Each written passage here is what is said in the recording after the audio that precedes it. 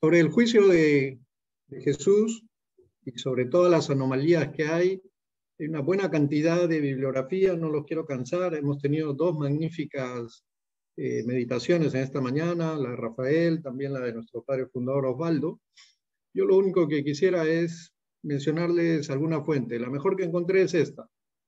Este es un video preparado por el padre Javier Olivera Rabasi.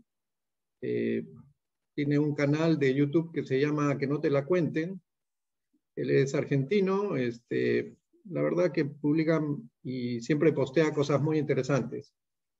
Así que yo voy a darles alguna pauta, voy a pasarles después incluso este PPT en el WhatsApp para que lo puedan ver, lo puedan examinar. Yo lo único que quisiera de aquí es rescatar algunos temas y tomar alguna reflexión que nos ayude en nuestro examen de conciencia y a ver cómo asumimos todo esto. ¿Está bien? Entonces, en primer lugar, comentar algo sobre lo que toca hacer sobre el Imperio Romano y los tiempos de Jesús, ¿no? Esto que está en verde es la expansión que tuvo el Imperio Romano en los momentos en que Jesús empezó su vida pública. Como pueden ver, también está Palestina, Nazaret, Jerusalén. Y una cosa que es un detalle interesante, que yo la verdad no sabía, es que Palestina queda incorporada como provincia del Imperio Romano por pedido de Herodes el Grande, al futuro César Augusto, ¿no? Antes es como pedir que te invadan o ser parte del imperio. Bueno, eso es lo que pidió Palestina en ese momento, ¿no? Y es por lo tanto que el reino de Israel, Galilea, Samaria y Judea se incorporan como una provincia también del Imperio Romano. ¿Por qué esto es importante en el juicio de Jesús? Porque también, como vamos a ver más adelante, hay algunas limitaciones o también cuidados que se tienen que tener en relación al juzgamiento de un hombre, sobre todo cuando se trata de la pena de muerte. Por otro lado, en el caso de los judíos, tenían el Mishnah como código de procedimiento penal judío, que era parte de los procedimientos, como podríamos decir entre nosotros, el Código Civil o el Código Penal, para juzgar a los civiles, ¿no? Entonces, ellos tenían todo este escrito que hablaba ya de cómo debía de realizarse los juicios, cómo debían de llevarse a cabo, ¿no? Y vamos a ver a lo largo del video, también a lo largo de esta charla, cómo muchos de estas indicaciones, de estos procedimientos, fueron pasados por alto en el juicio a nuestro Señor Jesucristo. ¿Quiénes juzgaban? El Sanedrín. ¿Quiénes eran los del Sanedrín? Bueno, tenía 3 cámaras y 71 miembros. En la parte de esta estructura, en la parte superior, estaba el sumo sacerdote, que en el momento de juzgar a Jesús era Caifás. Y siempre hemos oído hablar de Caifás y de Anás. Anás era el suegro, también sumo sacerdote y suegro de Caifás. Y Caifás solía, por eso mismo, consultar muchas de estas cosas, muchas de las cosas que le tocaba juzgar a su suegro Anás.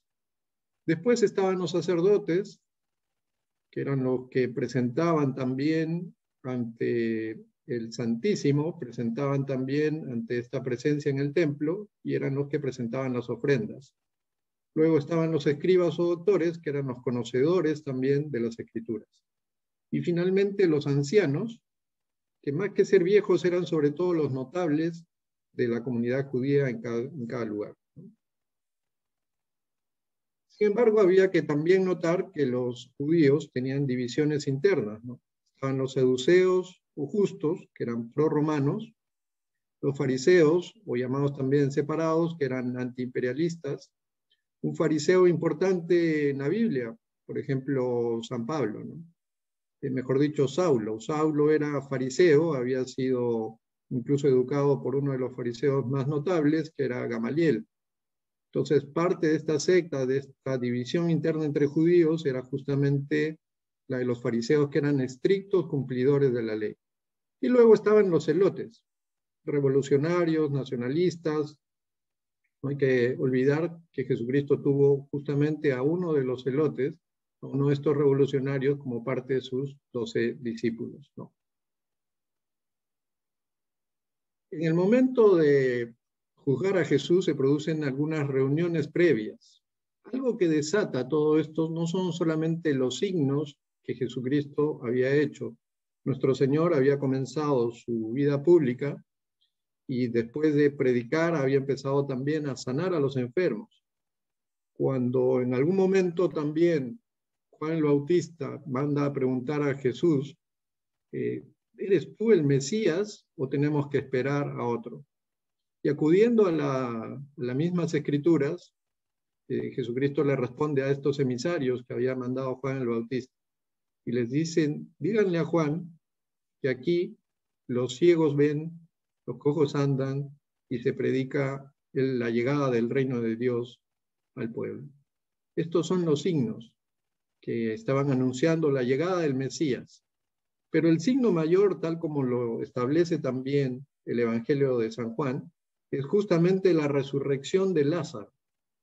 Porque hasta ahí cualquiera podía aducir que era uno más, pero ya ante este hecho milagroso, palpable, comprobable además, porque ya habían sido 4 días después de la muerte de Lázaro cuando es resucitado con la llamada de Jesús, ¿no? A la palabra de Jesús. Entonces, el Sanedrín se reúne, quiere tomar alguna acción. Y uno de ellos justamente dice, es preferible que uno perezca a que todo el pueblo perezca, ¿no? Es preferible que uno muera a que todo el pueblo perezca. Porque lo sentían como una amenaza a todo su status quo, a todo lo que ellos habían establecido, a la ley, bueno, y entonces deciden tomar esto en sus manos. Y justamente en una de estas reuniones viene Judas, el traidor, y se acerca a los sumos sacerdotes para entregarles a Jesús. Frente a esto, también fue notar quién era la policía en la época de Cristo, ¿no? Por así decirlo, estaban por un lado los soldados romanos, que era la policía extranjera, residía en la Torre de Antonia, es una reproducción de cómo se vería en los tiempos de Jesús esta torre. Y lo cierto es que quedaba muy cerca del templo. Me dice la gente que visita Jerusalén que llama la atención la cercanía de todas las cosas que son propias de la pasión y la muerte de Jesús, ¿no? La Torre de Antonia es prácticamente vecina con lo que queda ya del templo, y justamente a no muy poca distancia está el Gólgota, el lugar donde crucificaron a Jesús. Pero no eran los únicos policías, los soldados romanos. Estaban también los servidores o esbirros del Sanedrín, es decir, judíos también, armados, que también actuaron, y fueron justamente estos los que fueron a buscar a Jesús en el huerto de Getsemaní. Bajo los sumos sacerdotes, Anás y Caifás, se empieza a dar este juicio. Y una de las primeras cosas que ya implica ya una oposición al Misná, que era el mismo código, el mismo procedimiento penal de los judíos, era que el juicio se establece de noche, cuando el mismo código establecía que no debía hacerse así, sino justamente durante el día. Y nunca se podía proseguir un juicio durante la noche, tenía que esperarse al día siguiente para proseguir. Después la corte y los ministros empiezan también a tomar a nuestro Señor con espadas, con palos, para llevarlo delante de los ancianos, delante del Sanedrín, y vienen aquí las preguntas sobre su doctrina, y Jesús calla. Fíjense esta actitud también de Jesús, ¿no? Jesús calla ante estos sumos sacerdotes, ante el Sanedrín, ante estos jueces que estaban poniendo ya su vida también, y este juicio que se establece, ¿no? Entonces, frente a lo que puede ser la actitud de cualquiera que es acusado de algo, que es la de buscar la compasión de los jueces, Jesús más bien se muestra calmado, silente y en algún momento inclusive desafiante. Justamente cuando viene la pregunta de Anás, ¿no? Tú dices, ¿quién eres tú? Tú te has dicho que eres el Hijo de Dios.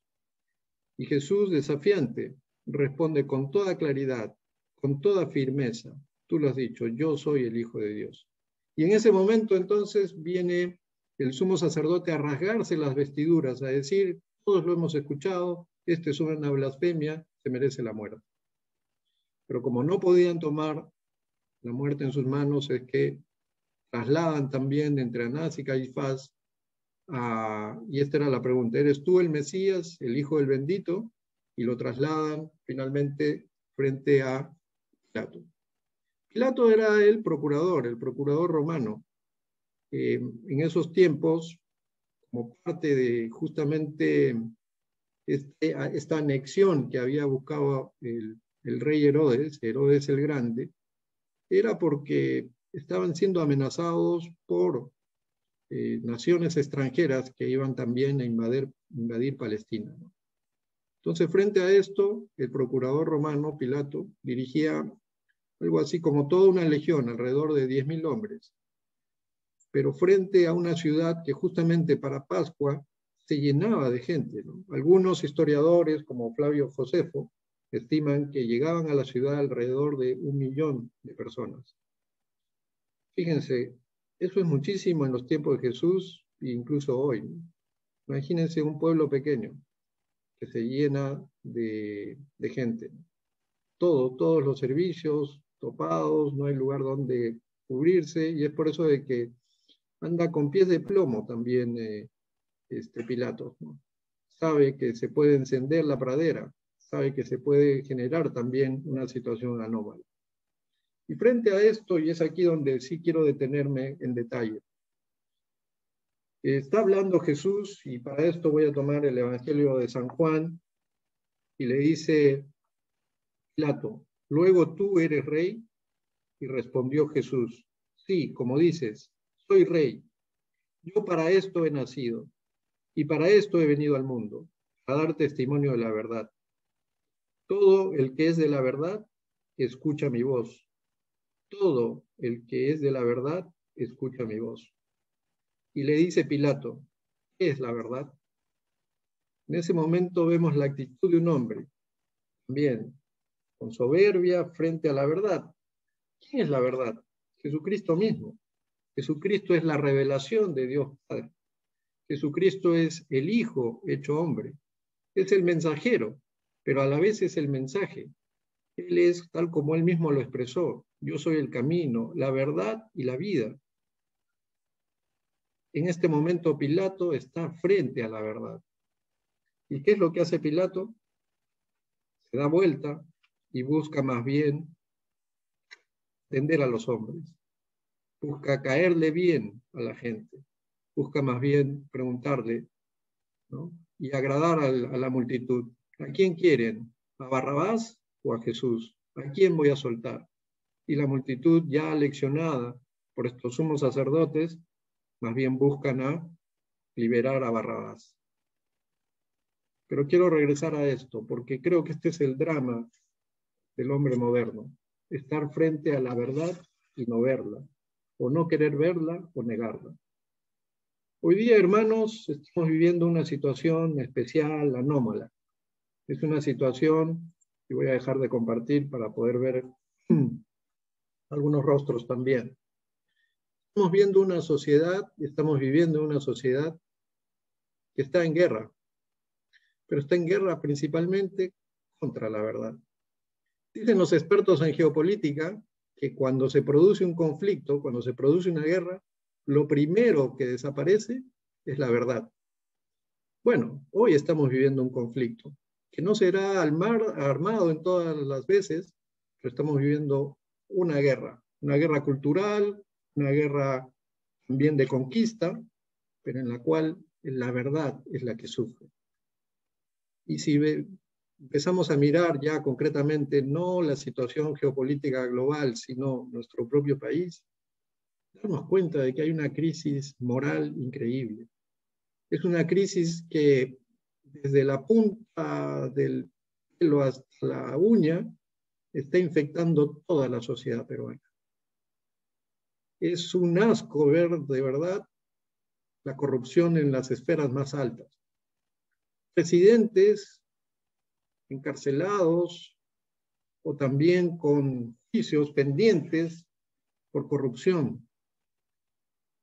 Juicios pendientes por haber recibido dinero, por haberse vendido, por no haber establecido lo que le correspondía. Y cuando nos preguntamos, ¿qué pasa? ¿Por qué llegamos así con toda esa pobredumbre ahí en las esferas más altas de nuestra sociedad? Tenemos que mirar también qué pasa abajo. Y cuando vemos a distintos estratos, la clase media también infectada por corrupción, presidentes de clubes de los mejores de Lima, involucrados en casos de corrupción, jefes también o representantes de los colegios también profesionales, también involucrados en lo mismo, jueces, igualmente, profesionales, vendidos, o sea, una clase media que debería ser, y generalmente es, la reserva moral de cada nación en cada país que se merezca hacerlo, bien infectada. Y cuando hacemos doble clic y vemos al microscopio qué pasa entonces en la clase media, vemos también la disolución de las familias. Vemos también cómo con facilidad se ha perdido ya el concepto de familia. Y esto asusta porque cuando en una nación el número de matrimonios desciende, cuando en una nación el número de convivientes es mayor que el número de matrimonios, como pasa en Perú, 28% de convivientes versus 24% de casados formalmente. Y no digo religioso, me refiero a casados civilmente. Frente a Estados Unidos, que uno cree que es el país más liberal del mundo, y sin embargo, allá las cifras son exactamente al revés. Hay mayor todavía número de matrimonios formales que el número de convivientes. Entonces, ¿qué nos pasa? Y cuando llegamos a mirarnos y a ponernos también delante de Dios, tenemos que reconocer una cosa. No hay verdad en nuestras vidas. No hay verdad en nuestros corazones. Incluso nuestras prácticas religiosas han caído en lo que podríamos llamar un cierto cumplimiento, un cierto fariseísmo, que hoy día frente a la pandemia justamente se ha desnudado. ¿Por qué? Porque ya no hay gente en las misas, las prácticas y los sacramentos han sido abandonados, y no digamos la oración personal u otras cosas más.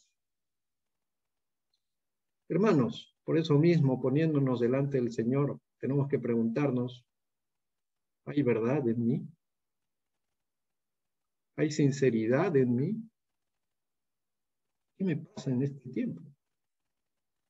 ¿O me he dejado ganar por esta sociedad, por estas verdades a medias, por llamémoslo así concretamente, este limeñismo de no llamar a las cosas por su nombre?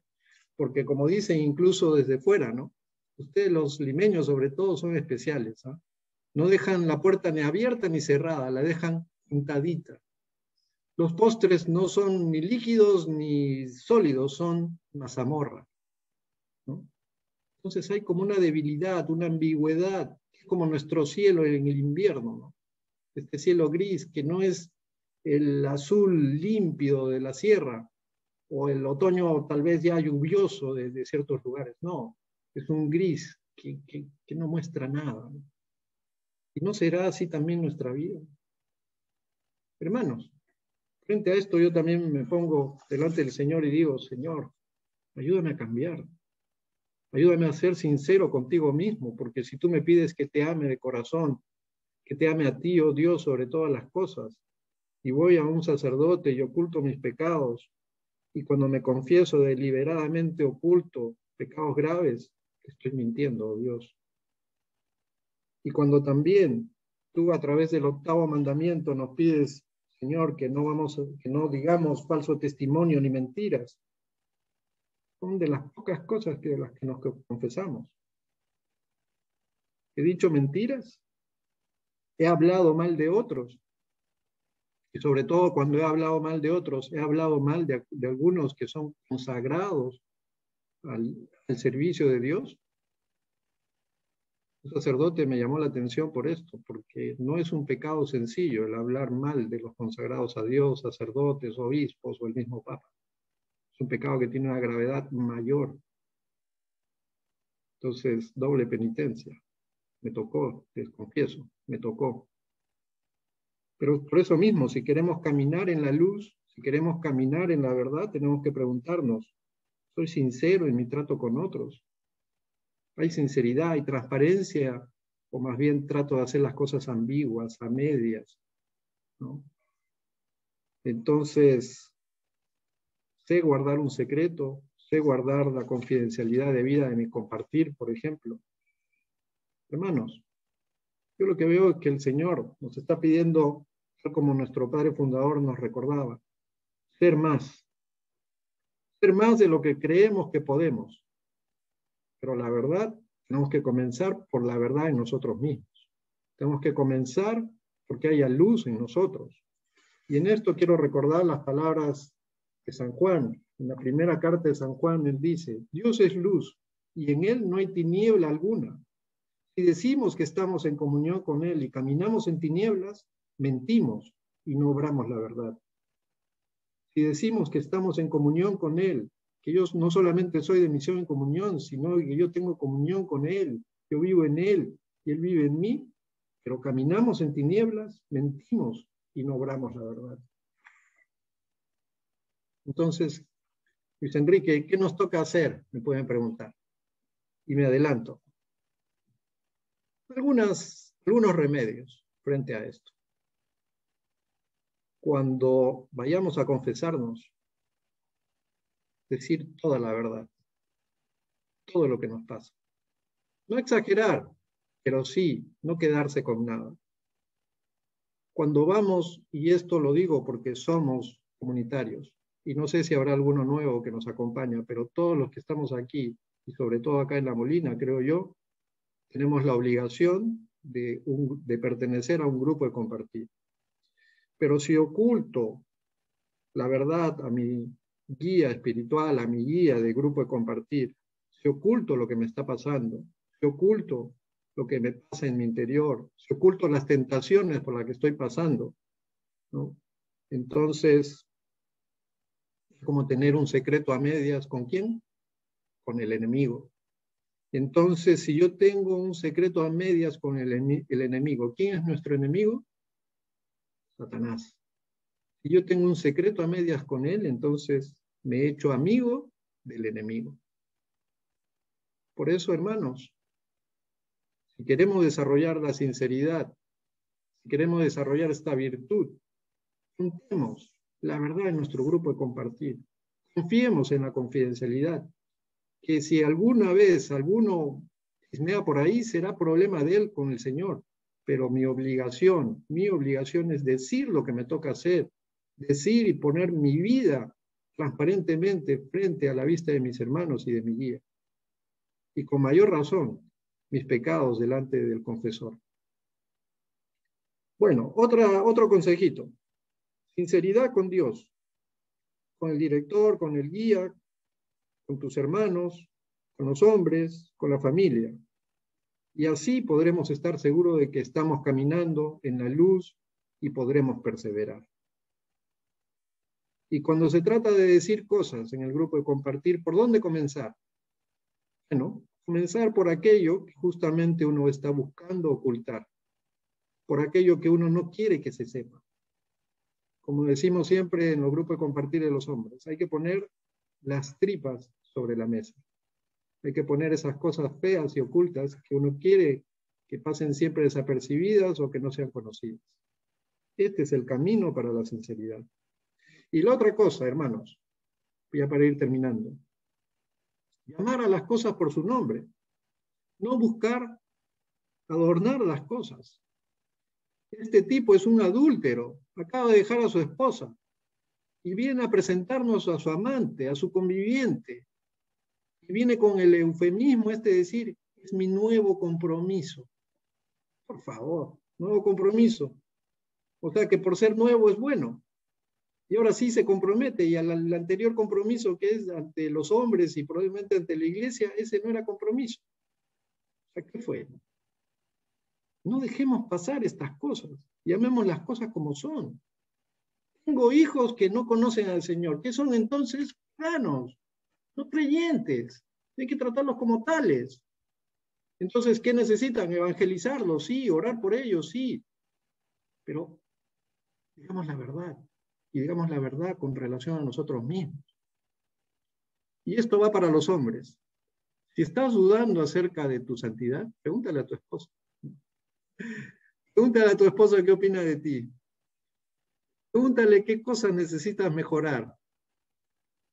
Y eso sí, aguántate porque ahora va a venir con la lista ahí de, ¿no? Con el pliego de reclamos y toda la lista. Bueno, por ahí hay alguno que ya está mostrando toda la lista. Bueno, pero aguántate. Para eso somos hombres. Para aguantar las quejas y las cosas en las que sabiendo que tienen razón tenemos que cambiar. Y a las mujeres, vayan a su grupo de compartir. Atrévanse a decir cosas unas a otras, de verdad. Atrevámonos, hermanos, a hacer un núcleo de verdadera sinceridad, transparencia, orden, que solo se puede construir si la verdad está en nosotros. Y solo se puede construir si el Señor está en nosotros. En estos tiempos álgidos de la historia, en estos tiempos en que la iglesia misma está amenazada, en que la iglesia, y ya no para no hablar mal de los sacerdotes ni nada, no me quiero referir porque por ahí no quiero caer en la tentación, pero son tiempos en los que hay tanto traidor metido dentro de la iglesia. Si queremos ser la alternativa, tenemos que vivir y caminar en la verdad. Y la verdad comienza por uno mismo. No se trata de ir señalando, ¿no?, la paja en el ojo ajeno. Hay que quitarse la viga que uno tiene en el ojo primero y empezar a cambiar. Hermanos, quiero dejarlo aquí. Quiero dejarlo aquí para que también, imitando a nuestro padre fundador, alguno quiera hacer algún comentario, pregunta, algo más, antes de cerrar ya con una oración, porque el tiempo nos está ganando. Escuchamos entonces.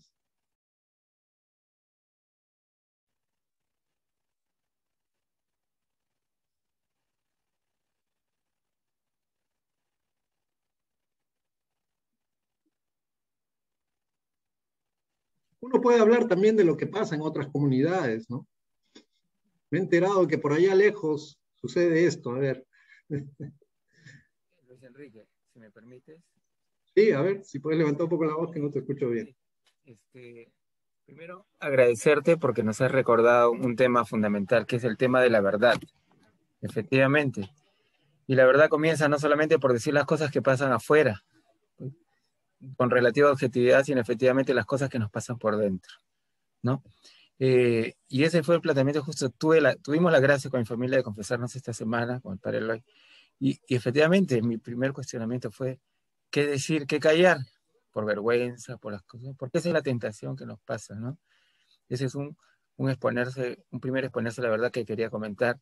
En la primera reflexión que tuvimos con Luis Enrique, perdón, con Rafael, cuando nos invitó a reflexionar, cerré la pantalla y efectivamente desnudar la verdad delante de la esposa es más difícil inclusive que delante de un sacerdote, porque ella nos conoce mejor, ¿no?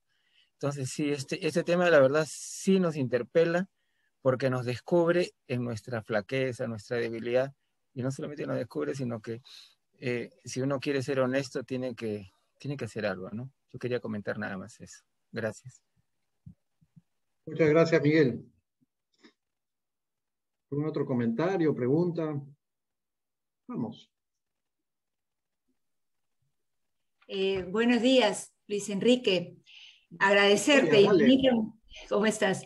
Agradecerte realmente por esta reflexión, porque yo tengo ahora un grupo de compartir en el cual trato de desnudarme, como tú dices, que me conozcan para que me traten como soy, y quiero ser siempre lo más transparente, aunque a veces no puedo, me callo, pero realmente tú ahora me has llamado realmente a que sea lo más sinceramente posible, porque no engaño a mis hermanos, engaño a Dios, que es lo que quiero evitar. Gracias, gracias realmente por esta reflexión y este mensaje que nos has dado. Gracias, Victoria, por tu sinceridad. Muy bien. Muchas gracias. Luis Enrique, yo también quería hacerte una pregunta.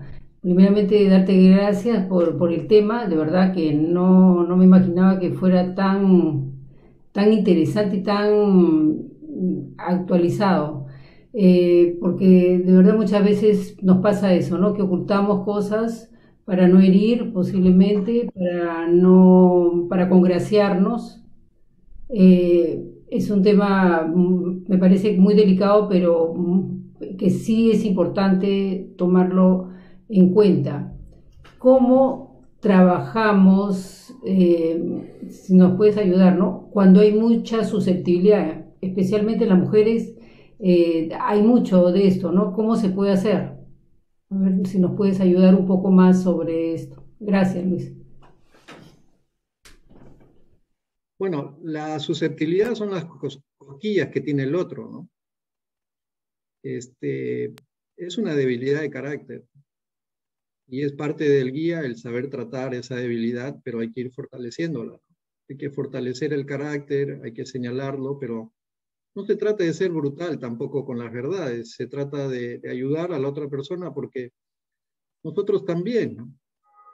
A veces la vaca se olvidó cuando fue ternera, ¿no? Cuando hemos llegado a la comunidad también teníamos nuestras propias cosquillas, no nos gustaba que nos digan ciertas cosas y poco a poco hemos ido creciendo o nos encontramos a la mitad, porque tampoco es que pensemos que ya llegamos, ¿no? Entonces hay que tener amor y consideración al otro. Y por ese amor y consideración también voy a buscar que ese crecimiento se dé a través de un fortalecimiento del carácter primeramente, pero también a través del ejercicio de la verdad. Hermano, hermana, yo sé que a veces estas cosas no te gustan que te digan, pero déjame decirte esta pequeñita cosa, ¿no? Y entonces vamos caminando. No se trata por eso mismo de desatar toda una persecución y de ir señalando cosas unos a otros. Se trata sobre todo de ir cambiando uno primero y de ir ejercitándose también esto mismo frente a los demás, ¿no? Bueno, no sé si responde esto, Pilar, a lo que preguntaste. ¿Alguien más? A ver. Luis Enrique. Hola. ¿Qué tal? Oscar, dale. Oscar. Sí, también gracias, ¿no? También gracias por el tema.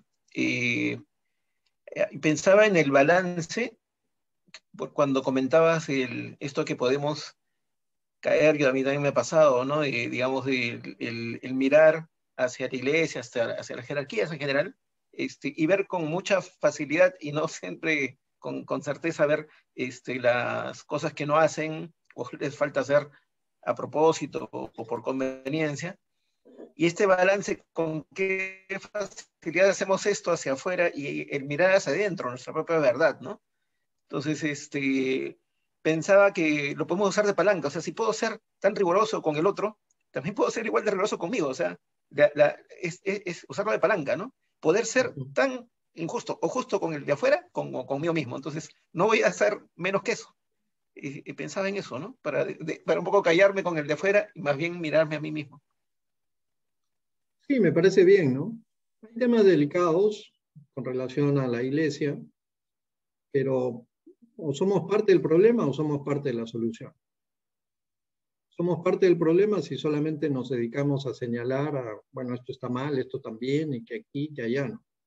Somos parte de la solución si nosotros mismos buscamos superarnos a nosotros mismos, ser lo que estamos llamados a hacer a pesar de nuestra condición de laicos. Y digo a pesar porque no se trata de usurpar funciones que no nos tocan. Siendo laicos podemos ser excelentes laicos, laicos santos. Y la renovación de la iglesia, la verdad, no ha venido necesariamente o siempre de los sacerdotes, los ungidos y los que han sido revestidos en autoridad, sino que con mucha frecuencia ha venido a lo largo de la historia de la iglesia a través del pueblo fiel. Un ejemplo que me llama la atención, Paraguay. destruyeron prácticamente a toda la iglesia y se mantuvieron como 70 años, sin sacerdotes, sin nada. Y el pueblo se mantuvo fiel.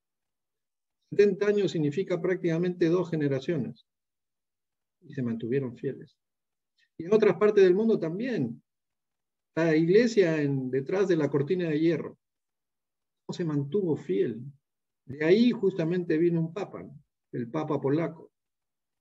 O sea, como un pequeño grupo unido alrededor del Señor, unido en un solo, siendo un solo cuerpo, una sola alma, manteniéndose ortodoxos, manteniéndose fieles a Él, con sinceridad, con entrega, con disposición, con sacrificio, hasta el martirio inclusive, puede hacer que la iglesia sobreviva.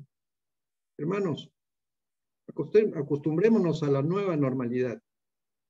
La nueva normalidad a la que estamos llegando es la vieja normalidad de la iglesia, la persecución, el ser la minoría, el ser de los apestados y de los que nadie quiere por nuestra fe. Pero eso significa que estamos en el camino también, no solo al martirio, sino también a la entrega total y a la santidad y a recibir el premio al que nos llama el Señor desde lo alto. Bueno, así que ánimo.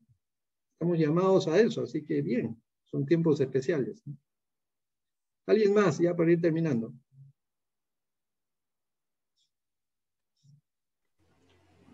Luis Enrique, yo te quería hacer una consulta. Soy Analía. Hola, ¿Qué tal? Analía.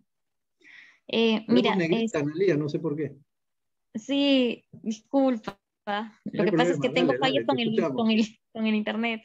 A ver, te comento, es que noté hace un rato que prendí la cámara y cuando la prendo ya dejé de escuchar, ¿no? Entonces dijo, mejor apago para poder escuchar. Bien. Mira, lo que pasa es que mucho vemos ahorita, tú hablas de la verdad y sí, pues, o sea, la verdad es una, pero en estos tiempos cada uno toma la verdad a su manera, ¿no? Y todavía lo dicen, no, no, pero tú piensas así y yo tengo mi verdad, ¿no? Y la verdad que yo al menos me frustro, ¿no? Me da cólera, rabia, impotencia, porque como tú dices, ¿no? Nos están llenando ahorita a la sociedad de tantas cosas malas que lo ven como normales, ¿no? O sea, es normal el aborto, es normal el tema de la corrupción, es normal recibir la coima, o sea, todo ya, ya cae muchas cosas en eufemismos, ¿no? Y uno se frustra, ¿no? Al menos a mí me pasa mucho, ¿no? Y en redes sociales, en particular en esta coyuntura electoral, este, ver a un candidato que es un católico practicante y que representa mucha de esa verdad, muy aparte de las formas y todo, ¿no? Y de lo que cada uno piensa, pero o sea, yo me he visto frustrada, fastidiada, molesta, porque como tú dices, o sea, ahora somos como que si piensas así, eres retrógrado, y muchas cosas más que nos tildan, ¿no? ¿Cómo manejar esa frustración, ese fastidio, ¿no? Porque me ha pasado que inclusive en los grupos de chat, ¿no? Caes en eso o en las mismas redes sociales. ¿Cómo manejar eso? Bueno que lo preguntas en Semana Santa, ¿no? ¿Cómo amar al que te escupe a la cara? ¿Cómo amar al que te anda clavando pullas? ¿Cómo amar al que es capaz de venderte y traicionarte por la espalda? ¿Cómo amar al que es capaz de hacerte daño físico, moral a ti y a tu familia? ¿Cómo amar así? Y estamos en Semana Santa y tenemos el ejemplo y tenemos a Jesús que prefirió tomar esta copa justamente para mostrarnos el camino. Hermanos, les digo la verdad, estamos encaminados hacia la persecución, estamos caminamos directamente hacia el martirio. Y el martirio no será como en los tiempos romanos, será justamente el bullying en las redes, familiares que nos dan la espalda, no quieren saber nada de nosotros. Bueno, y así, y muchas cosas más, pérdida de trabajo, juicios por cualquier cosa. Entonces, ¿qué hacer frente a eso? Uno, lo primero, el amor. Amar a los que te persiguen. Dios mío, perdónalos, porque no saben lo que hacen. Porque entre otras cosas, cuando te persiguen a ti, Analía, ¿a quién están persiguiendo? No es Analía. Eres una hija de Dios. Jesucristo mismo entregó hasta lo último de su sangre por ti, te compró, pagó un precio elevadísimo por ti, por mí. Entonces no somos cualquier cosa. Hay una dignidad que tenemos que resaltar y vivirla diariamente. Una dignidad como hijos de Dios, que nos impele, que nos impulsa también a amar con un amor sobrenatural, que solo puede venir de alguien superior como Dios mismo. Pero también, y esto viene ya a la tarea, no se trata solamente de tener un sentimiento de amor, se trata de ir creando hechos. ¿Y qué hechos podemos crear nosotros? Un grupo de compartir, por ejemplo, sincero, afectuoso, ¿no? Que se ayuda mutuamente, que saca las cosas adelante, que tiene guía espiritual, que pone orden en sus vidas, orden en la vida laboral. Eso ya de por sí es una cosa espectacular. ¿Por qué? Porque estamos más bien en los tiempos de disolución. Métete a tu casa, enciérrate, olvídate del resto, que el mundo no importa, solo importas tú, tu vida, lo que te gusta a ti. Y nuestro mensaje es al revés. La vida comunitaria, la vida vivida a través de la convivencia. Y nosotros acá en La Molina somos privilegiados, tenemos el barrio, el vecindario comunitario, servicios mutuos, reuniones, afectividad. Y en eso tenemos que ser modelo. Celebraciones, celebración del Día del Señor, celebraciones de cumpleaños, celebraciones y sobre todo cuidado mutuo, salud, finanzas, la educación de los hijos, el crecimiento espiritual, el crecimiento laboral. ¿Quién se ocupa de otro en estos tiempos? Cada uno se ocupa de sí mismo, a veces no se ocupa ni de su familia, y nosotros estamos preocupados unos por otros.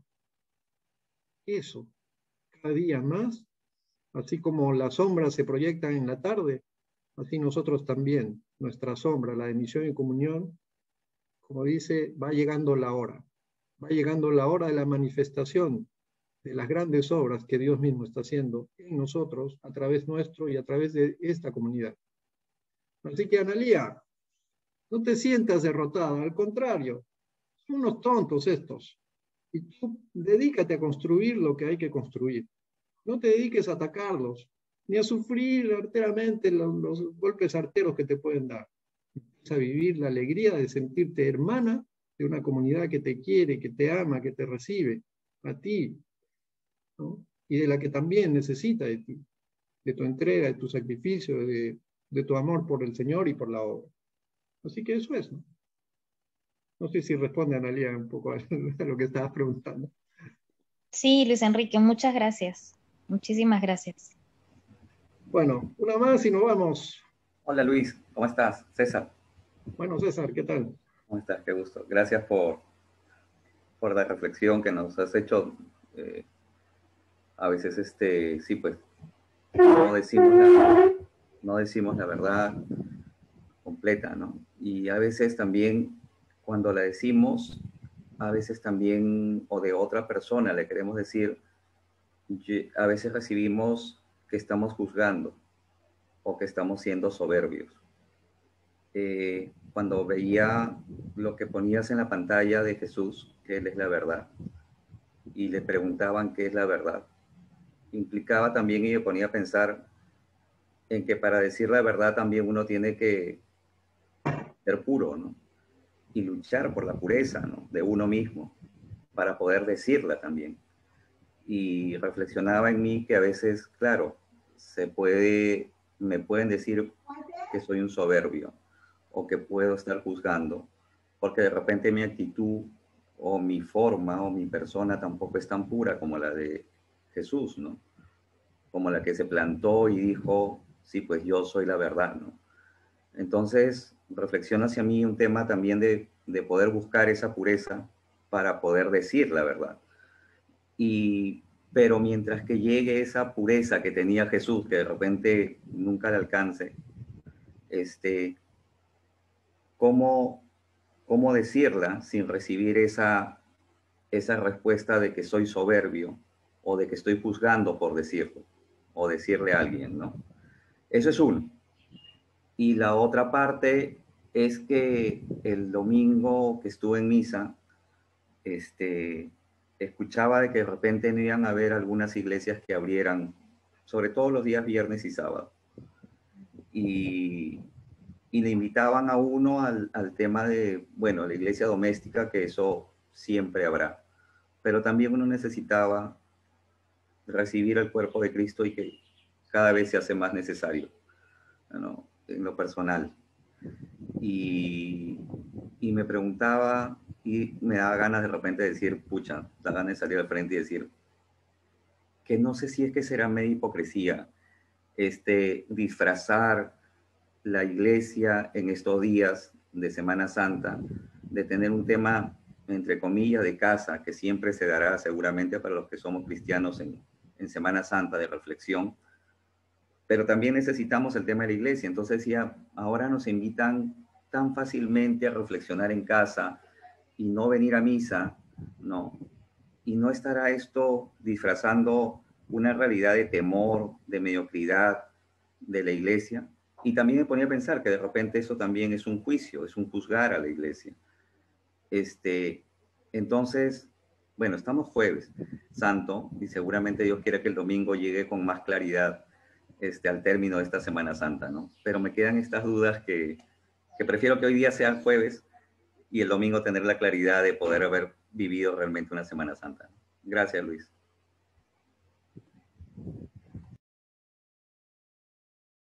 Gracias, César, por tu intervención. Gracias también por comentar con sinceridad lo que vas pensando y vas sintiendo.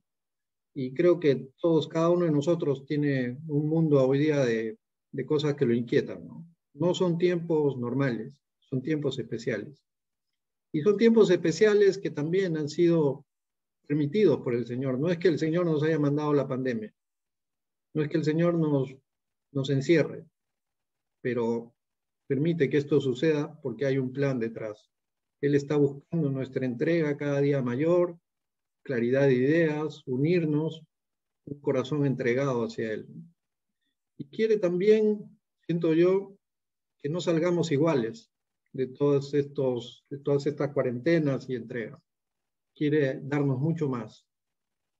Pero ya para ir terminando, y para no cansarlos más, quisiera pedirle a dos hermanos, de repente a ver si Raúl y también César Arrasco nos puedan dirigir en una oración de agradecimiento por esta mañana ya de entrega, de reflexión, por lo que hemos visto a través de las reflexiones de nuestros hermanos, tanto Rafael como nuestro padre fundador Osvaldo, y esta última reflexión, y a ver, ¿qué nos llevamos y qué nos animamos a hacer también a lo largo de, no solamente estos días de retiro, sino que a lo largo ya de este año que está avanzado ya, ¿no? A ver, empezamos con César y terminamos con Raúl. César. Sí. En el nombre del Padre, del Hijo, del Espíritu Santo. Amén. Te damos gracias, Señor, por este momento que hemos tenido para compartir a través de la virtualidad inclusive, pero siempre te damos gracias por esa generosidad que tienes con cada uno de nosotros. Te damos gracias por la vida, por la salud, por la salud sobre todo de aquellas personas que empezaron este sueño, este proyecto, esta comunidad. Osvaldo, Luis Enrique, Lucho Maquichi, y quizás otros que ya no figuran en la foto, pero tú, así como los miraste a ellos, también nos miras ahora, en estos momentos, a nosotros, Señor, para hacer testimonio, para ser testigos. Te damos las gracias y también te pedimos perdón, Señor, porque en algún momento de nuestra vida terminamos juzgando a nuestros hermanos, juzgando a los que dirigen, juzgando a los que en algún momento tú pones ahí para dirigir, para acompañar a esta comunidad. Pero sabemos también de tu misericordia, Señor, sabemos también de tu generosidad con nosotros. Por eso te doy infinitas gracias, Señor, y elevo mi voz y le pido a mis hermanos también, que ahí donde están en sus casas, te digamos muchas gracias, Señor, muchas gracias, mi Dios. Muchas gracias, Señor, por esa generosidad, por mirarnos, por tocarnos, por mirar nuestra familia, Señor. Y te ofrecemos también, mi Dios, nuestra vida, nuestro esfuerzo sobre todo. Muchas gracias, mi Dios. Muchas gracias, Señor.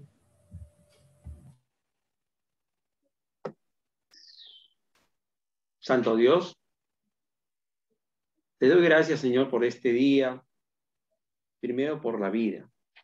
Y te doy gracias también porque en medio de esta oscuridad, de esta confusión en la cual estamos pasando, tú nos guías, Señor.